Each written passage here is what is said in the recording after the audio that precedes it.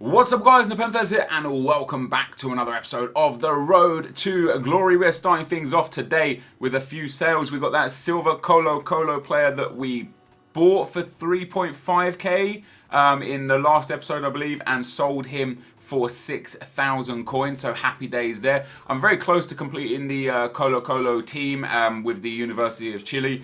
I just need one more University of Chile player for a reasonable price for me to complete that one, get the 3,500 coins, and in turn the draft token. Now, as promised in today's episode, we will be having gameplay. First of all, thank you guys for the amazing support you continue to show, not only on the Road to Glory series, but on the channel in general. Like, there's been about 6,000-7,000 new subscribers over the last few days, last like 4 or 5 days. So welcome to you guys. Thank you for joining me, and hopefully you learn a thing or two from my Road to Glory series, but also hopefully you guys teach me a thing or two, because I do read the comments. I read all the comments and I love all the positive comments. Like, it's very difficult for me to respond to every single one, but I do read them and I am appreciative of them. Yeah, also if you guys have got like tips or advice where you're like, hey, I see you do this, but this is just far better, please feel free to let me know. I'm always willing to learn, especially with the Road to Glory. You know, the making the best out of this is the ultimate idea. Now, we are in Division 9. We have already played some games on this account. It's not been all trading and offline. And into Division 9 we go. We lost our first game a couple of episodes ago, if you remember correctly, in very unfortunate circumstances to a bit of a cheesy goal. But hey, you know, loss is a loss. It's not going to be the end of the world, taking one loss here or there. And we are back with some online. And we start off pretty well with a goal of Hunter on the far side. And we get in with Hunter again to score. Now, I don't even have a chem style on Hunter yet. I am going to buy a Hunter card for him because it'll put his pace up to somewhere around 89, I believe, and he's shooting up in the mid-80s as well, which will make him good. And as it is, he actually is dominant. What I find really OP with him is his crossbody long shots as of FIFA 16. For him as well, they seem to be super good. So I'm enjoying using him. He's going to be our marquee player this year. He's going to be the player that we, try and keep for the whole year. Or not try and keep, we're definitely going to keep him for the whole year. But the player that we try and just use as much as possible throughout the year, and we've had a good start with him. We also scored a really nice goal there with Riyad Mahrez, a fake shot stop in the box, the new JJ Okocha flick. I don't know what it's called. It's probably just called the flick, isn't it? But we hit the Okocha flick over nothing really, but in the box, the Okocha flick bangs it on the left peg under the keeper in for 4-0. Then Santi Cazorla steps up to make it 5-0, and this game, as you can see, it was a bit easy. You know, I'm running rampant at this point. Beautiful 1-2 between Mahrez and Cazorla. Mahrez slots that one home as well to make it 6-0. And I was surprised my opponent didn't quit, but also at this stage in FIFA, I would implore you guys, if you are getting, dominated considerably, don't give up and just try and keep mentally in the game and learn from the person you're playing against, because there's so many things in this game that are really strong that if somebody does it to you quite often, you're going to realise how good it is. And I had a few games today where I was playing the final game of the episode. I was playing against someone who was just far better than me, and he kept doing this one thing and it kept beating me, and eventually, as you'll see in the video, I got used to it. And when I got used to it and started adapting how to defend against it, and then adapting how to use it in my own attacks, the game changed for me. We end up getting 3 points, so 7-1. We need 1 more point for the title, 1 more point for promotion, 4 more points for the title. We come up next against an absolute beast team: Walcott, Chamberlain, Silva, Remy, Sturridge, Fellaini, Zuma and William, Courtois in net, Nathaniel Klein and Moreno on the fullback positions. This guy's obviously either traded really heavily, got maybe super lucky in a couple of his packs, or hit a draft pack, had something good and sold everything and bought a team. But bottom line is, he has an absolutely incredible team in Division 9. And although our team isn't bad, we're using the BPL team right now. Although our team isn't bad, as we concede, honestly, the cheesiest goal. Like, I was so disappointed in that. I tackled him, tackled my own defenders, saved it, rebound pops back to him, and he puts it in the back of the net. But yeah, although our team isn't bad, his team is just far better than ours. However, beautiful little play between Lucas Martial and Santi Cazorla there. Martial gets in behind, finesses it past the keeper, dabs on him, literally dabs right on him. Like, Courtois doesn't know what's hit him right there. He's getting dabbed in the face. Martial with a left foot peg shot. I actually tried to finesse that 3 or 4 steps before, but due to what we're assuming is input lag, but might just be how the game should be, According to that, you know, I tried to finesse it with his right foot and he just didn't. It might have been because I was sprinting. There's been some discussion between people about whether or not the input delay is real, or simply because people are sprinting so much that it's taking defenders or attackers or players in general an extra half a second to do the command, for the simple fact that they don't have the ball at their feet. You know, I'm to blame for it as well. So many times on my other account, I'm running, I'm sprinting down the wing, I try and do a ball roll, and he does it a good half to 3/4 of a second after I do it. Well, I wonder if that's my fault. I wonder if it's because I'm sprinting, the ball's away. How can you do a ball roll if the ball's not at your feet? You know, the ball has to, the animation has to be there. And I wonder if the input delay is actually just a new engine. You know, this new Frostbite engine. I wonder if it's had an effect on things like that, like previous FIFAs with the old engines. It's very possible that you would try to do the ball roll when the ball's a yard away from you, and it would just do it. You know, the animation would just start and roll the ball anyway. This year, I wonder if it doesn't. You know, it's very possible. So possibly the input delay is literally a glitch. Possibly there is a bug in the game where it's not as it should be, but also possibly it's exactly as it should be, and it's doing exactly what it should do. But anyway, we get 4-1 up against this opponent. We then go 5-1 up against the Destroyers. He has got an amazing team, and he played really well for about the first 15 in-game minutes, but for some reason, second half, I end up absolutely smashing him. Alex Hunter comes up, trumps yet again with a nice couple of goals, and we get ourselves a big win. Hunter with 2 goals, Perez and Cazorla with goals, all 3 of them with also picking up assists. I'm very happy with the performance, and I'm actually really enjoying the team. And I'll tell you what I loved as well. I've been really enjoying cams this year. Last year, 4-3-2-1 was a big formation because I enjoyed wingers a lot. I enjoyed the you know, the left forward, right forward, basically acting as strikers. This year, it does seem to me like my cam, or the cam in a formation with cams, obviously, is going to be the most important player in the team. And I've used James Rodriguez on loan, amazing. Santi Cazorla on loan, amazing. I've got Del Piero on loan on my main team. He's amazing. Every single cam we've used that has been high rated and is good has been amazing. And Santi Cazorla is fantastic in this game. He's quick on the ball, his passing is brilliant, he's got a decent shot on him, he's got the skill moves. He's a little bit short, but in a cam, because you're dropped in between the two, like the defensive and the midfield line, it's almost like his lack of strength is irrelevant. Now, we do lose a couple of players here. We lose Riyad Mahrez, we lose Anthony Marshall. We've got that untradeable for Gully from the squad builder upgrade, which is brilliant. We've got Mkhitaryan, who we're going to play on the left, and I am going to have to go and buy a new centre-back. However, I want to wait as long as possible to buy the centre-back, because right now, because of the Raheem Sterling, BPL players' prices have shot through the roof. So I want to wait until the hype around it kind of calms down and dies down a little bit, because everyone rushes to get it within the first day or two, and then it kind of like fizzles down a little bit, so prices will start to stabilize again. So I'm going to wait literally as long as possible to pick him up. We end up we use Drinkwater in one of those Sterling squad builder challenges. We end up getting him again as an untradeable card, which is great because he's good. He is good, and we have Ander Herrera right now in at CDM, and we've got Santi Cazorla in at cam. Well, now, when Santi Cazorla and Dele Alli run out of their loan contracts, we can put Ander Herrera up at cam because he's 4-star, high work rates, and we can put Drinkwater back in at CDM. And so far, most of our teams are full of untradeable or loan players. We've barely spent any money on players so far, and we're moving up now. We just need one more point to get into Division 8. We've got, you know, a cash balance of on average 50 to 60,000 coins through the day. We're able to use bronze pack method. We're able to use the squad building challenge upgrade method. We're able to complete other squad building challenges. And it's all through the mass of opportunity that this game offers us, which I really like. Now, in this next game, we get in behind with Adariz. Adariz squares that to Correa. I could have shot.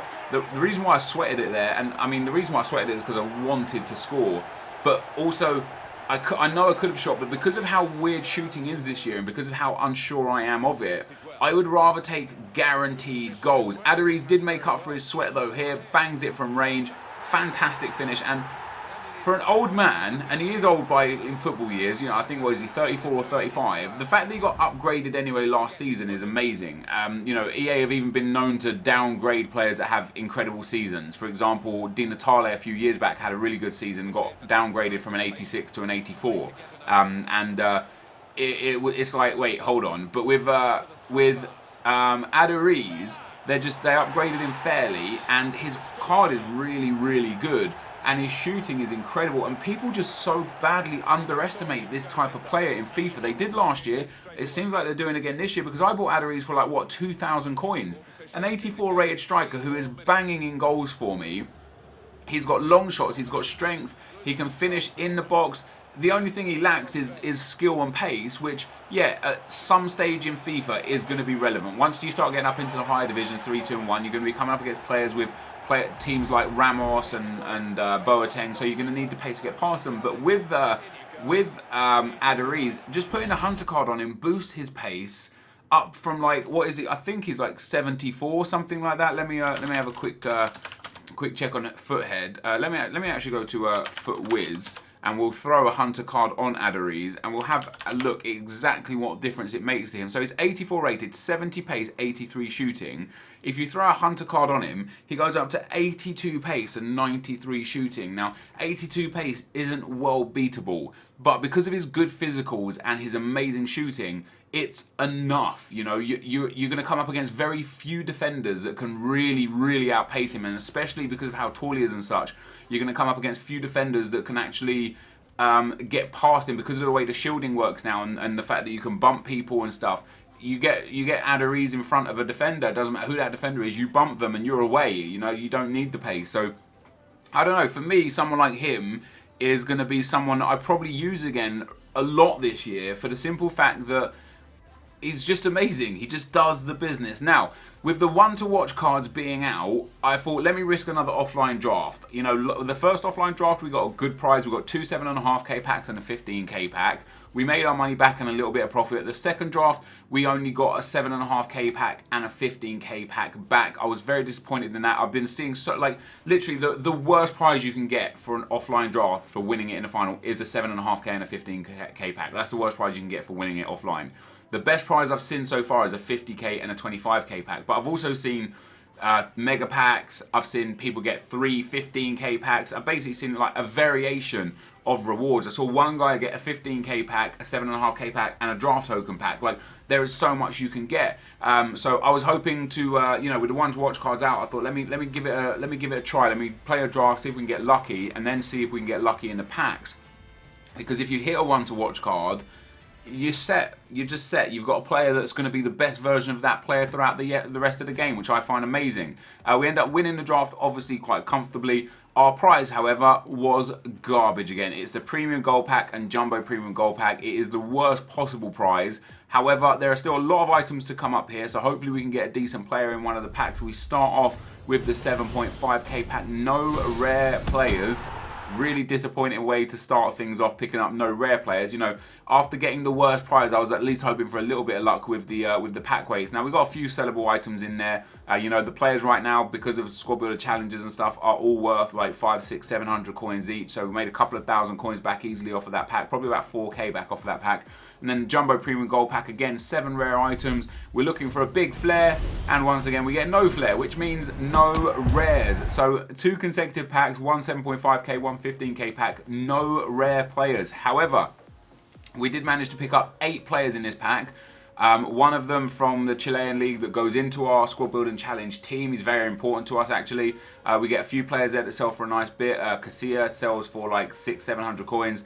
The MLS guy sold for 1,000 coins, I think. Both the kits are pretty decent kits, so they might sell. A couple of fitness cards eventually will sell over time. I stored those to the club because, you know, as I showed yesterday's video, we have a considerable amount of fitness cards in value in the club, to the tune of anywhere from 100 to 170,000 coins that we just got there waiting for when they're relevant. And I actually tested it today, and I sold a gold squad fitness for 750 today, whereas they've been selling for 600 to 650. So already, as I predicted, they're slowly creeping up. And over time, now that the full game is out, you'll find over the next 2, 3, 4 weeks, they'll slowly creep up, and eventually they'll hit a point where it's like, okay, now I'm happy with this return.